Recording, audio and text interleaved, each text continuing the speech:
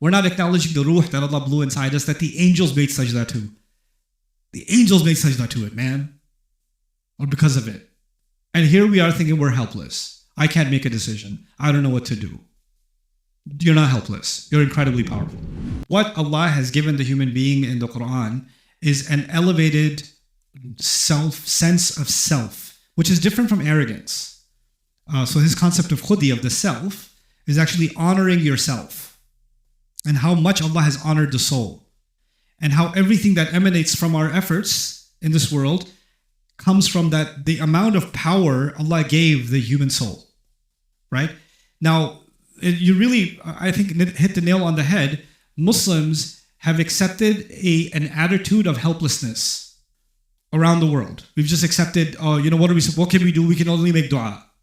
What can we do? We can't do anything. We're disunited. We're this. We're just looking at ourselves as this helpless, lost, once glorious days used to be there. Now they're all gone and we're not going to be able to get it back, etc. And his argument is actually very Quran inspired. It is to first realize who you actually are and what you're capable of. Like that first, your own self-actualization and realization, and how Allah is giving you that empowerment through His word. That is the first step to any revival of any nation, right? And we are at that stage now where we need to restore our sense of self.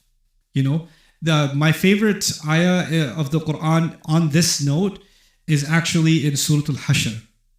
وَلَا تَكُونُوا كَالَّذِينَ نَسُوا اللَّهَ فَأَنْسَاهُمْ أَنفُسَهُمْ. Right? Don't become like those who forgot Allah. Allah made them forget themselves. What does that mean, they forgot themselves? They forgot the amazing truth that lies even within them. So if you couldn't value Allah, it necessarily ended in you not being able to value yourself. And so both of those things actually go hand in hand. Now, what's happened in broken Muslim cultures is you value Allah, and you know what that means? You're worthless, you're useless, you're a loser, you're a faqir, you're a gharib, you're a miskin, you're a sinner, you're a blah, blah, blah, blah, blah. And that's because you love Allah so much. And there's this false humility. I believe in humility, but I don't believe in false humility. I don't believe in deprecating yourself and constantly putting yourself down as your prayers aren't good enough, your du'as aren't good enough, your sins are too many. Make istighfar. But Allah doesn't want to have people live in shame. Make istighfar and move on. Make istighfar and move. Istamarakum fiha. He wanted you to build in this world. He wanted you to develop, So that level of confidence does need to be restored. And I do believe, to me, when I think about my own relationship with Allah subhanahu wa ta'ala, my own relationship with Islam itself, the pillar in it has been the Quran. Studying the Quran kept me grounded with the changes that were happening in the world. And I often ask myself, when people come and ask me questions about what's going on in the world or what they're feeling, and even a young man, I'm not trying to diss you, but I love you. I'm going to tell you anyway. People come up to me and ask me, "Ustad, just give me some advice. Give me some advice." And I told the young man, I'm offended by that question. And there's a number of reasons I'm offended by that question. If I don't know you and you're coming to me and asking me, give me some advice, that is about as empty as it can be. And I know I would never, at any age of my life, whether I knew much or didn't know much, that at no age of my life would I randomly go to somebody that I looked up to, a scholar, a khatib, a teacher, whoever, and just go to them and say, "Hey, I just need you to what? Give me some advice." I wouldn't do it. I wouldn't do it for a number of reasons. One, I would know that they don't know me, so how can they give me advice? And why is it that the work that they're actually doing, which I'm benefiting from, isn't itself the advice?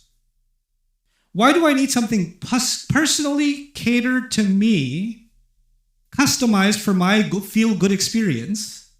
Because all this other, that's for everybody else though. I want something special for me, right?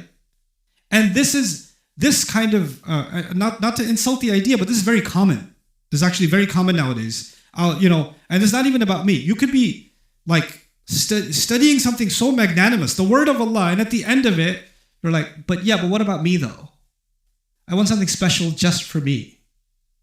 You know what that is? That's kind of an exceptionalism, right? As if Allah's word doesn't have that power, right? And I just want to break that mentality. The other side of that is my own side. My own side is, why would I give somebody advice that I know nothing about? That would be really self-righteous and pompous and arrogant of me. Let me tell you, young man, do this and what? But when somebody comes and says, hey, I need your advice on studying Quran systematically. I need your advice on, I'm trying to pick up Arabic. What should I do? I need your advice on some issues in time management. Not how to manage my time, I don't know what to do, but no, these are the two things I'm working on. How can I divide my time effectively between these two things? Do you have any advice on that? The more targeted your advice is, you know what that tells me? The more purposeful you are. When you're asking for targeted advice, that means you already have a sense of purpose, you have clarity, you're pushing for something, and now you need that little bit of extra, but not, please motivate me. No. That needs to go. That is the ultimate evidence of our self not being actualized. We're not seeing who we are. We're not acknowledging the ruh that Allah blew inside us, that the angels made sajda to. The angels made sajda to it, man. Or because of it. And here we are thinking we're helpless. I can't make a decision. I don't know what to do. You're not helpless. You're incredibly powerful. Be humble to Allah, but be confident with what Allah has given you. We can walk with both. We can walk with confidence and humility at the same time. I gave this dars with Yusuf alayhi salam, one of the most humble personalities in the Quran, and yet very confident. Make me Minister of Finance. Well, why is he saying there's people with 30 years of experience in politics and finance and governance, and what's his 30-year experience? A jail cell? And he's standing there saying, I'm the one who can do this job. Give me this job. That's what you call confidence, right? And we never take away humility from prophets. ذَلِكَ مِنْ فَضْلِ اللَّهِ عَلَيْنَا. That's Allah's favor on us. It's not my own, it's Allah's favor. Both of those things need to go hand in hand. The humility needs to come back, and the confidence needs to come back. And the fake humility, to me, fake humility is nothing but arrogance. That's all it is. The cry of I'm helpless is negative narcissism. It's just, please give me attention. Please help me because I'm special. I need special help.